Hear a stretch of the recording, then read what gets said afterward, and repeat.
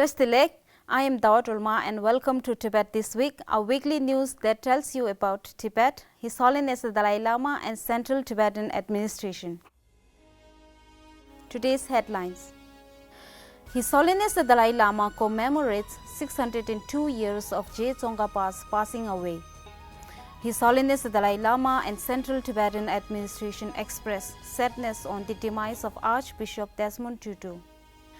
China demolishes Buddha statue and prayer wheels in Drakgo, Tibet. Central Tibetan Administration condoles the demise of Senator Reid. Sikyong attends condolence meeting in honor of late Shri Krishan Varma. Tibet Support Group Assam organizes people's movement in support of Tibet.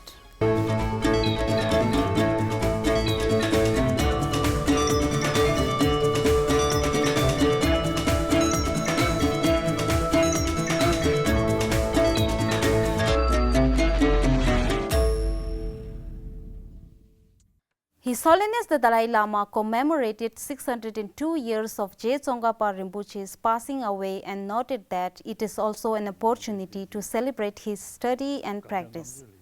His Holiness gave teaching on Tsongkhapa's three principal paths and Tsongkhapa's short version of the stages of the path to enlightenment at the request of Kantin Tito on Wednesday this week.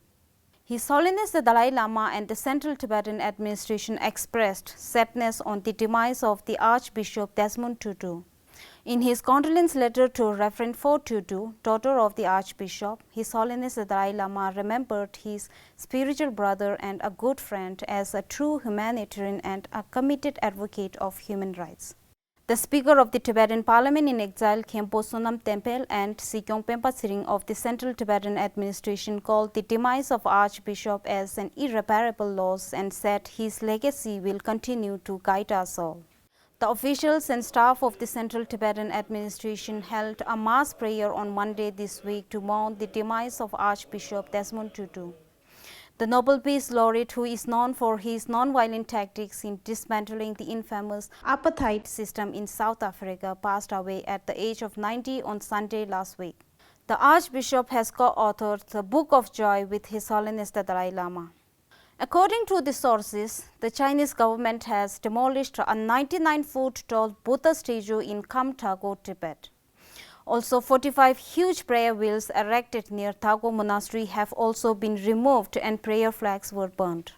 After a massive earthquake in 1973 that caused serious and widespread damage, including the death of several thousand residents, the bronze statue was built with great effort and with generous contributions from the local Tibetans in Drakgo, costing around $6.3 million. Despite receiving the necessary permissions to build the statue, Chinese officials are now criticizing the large size of the statue. The sources compared the current crackdown situation in Drakgo to the Cultural Revolution times, saying these acts by the Chinese authorities are acute attacks on Tibetan religion, language, and culture and the crackdown on the Tibetan Buddhism. Last month, Drakgo Monastery's Gandhi Namge Monastic School was demolished on the false ground of not having proper documents and violating the land use law.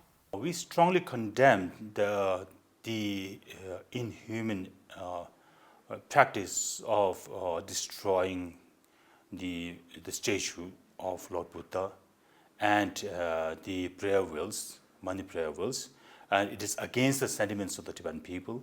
In fact, China over the last so many years have been vehemently telling the big things about Tibet, developments and for the prosperity of Tibet, but somehow it is not the reality, as the reality says that China is keeping on destroying the Tibetan culture, Tibetan identity, and this is one of the cases of China's destruction of Tibetan identity.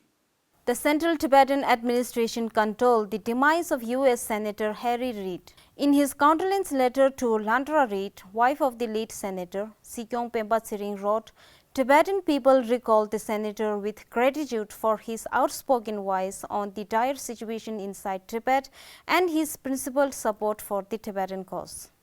The Speaker of the Tibetan Parliament in Exile also sent a condolence in honor of the late senator and recounted his long support for the cause of Tibet. During his tenure in the year 2014, His Holiness the Dalai Lama was invited to lead the opening prayer at the U.S. Senate. The longtime U.S. Senator and former Democratic leader passed away on Tuesday this week at the age of 82. Sikyong Pembatsiring and Kalun Domagari of the Central Tibetan Administration offered their condolences on the demise of Shri Krishan Varma, a former Secretary of the Government of India's Cabinet Secretariat. On Thursday this week, Sikyong Pembatsiring and Kalun Domagari joined a virtual condolence meeting held in honor of late former Secretary of Indian Government. The virtual condolence meeting was organized by the Foundation for Nonviolent Alternatives.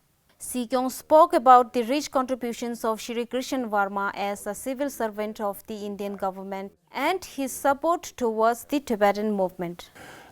He has a lot of advice to give us in terms of the functioning of the Central Tibetan Administration and also in terms of strengthening relationship between the FNVA and the Central Tibetan Administration in organizing events and conferences. So that was my last memory of Krishna Varmaji, and he had a lot of ideas around Dharamsala, including some work that he intended to do in Dharamsala, and I really feel fortunate to have met him. Kalun Domagari also paid tribute to the life and the contributions of Shri Krishan Varma.